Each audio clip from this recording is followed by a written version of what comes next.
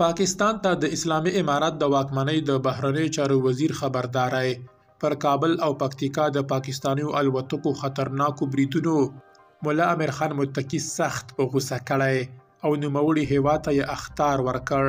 بشپړ جزئیات په ویډیو کې تر پایه وګورئ. پاتمنو لیدونکو ستړي مه شئ.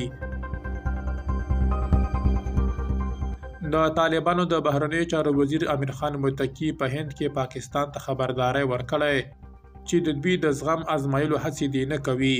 هغه ویلي که څوک د افغانانو زغم وازمایي باید له بریتانیا، پخواني شوروي، امریکا او ناټو څخه دې درس واخلي. نوموړي په یوه خبري ناسته کې پاکستان ته خبرداری ورکړی چې بیا دې پر افغانستان د برید تیروتنه نه تکراروي.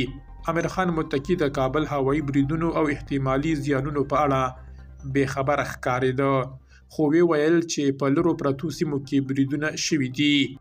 د طالبانو د بهرنیو چارو وزیر د پاکستان دغه بریدونه یوه ستره اشتباه بللې او ویلي دي اسلام آباد دې د افغانانو زغم نه ازمایي.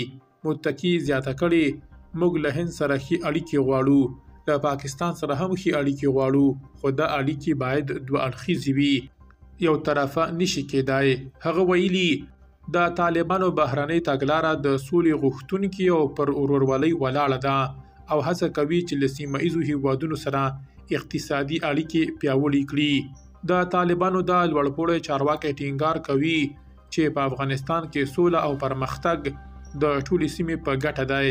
دا په داسې حال کې ده چې وړمه شپه پاکستانیو جیټ الوتکو پر کابل او پکتیکا هوایي بریدونه وکړل. درنو لیدونکو له ملتیا مو مننه.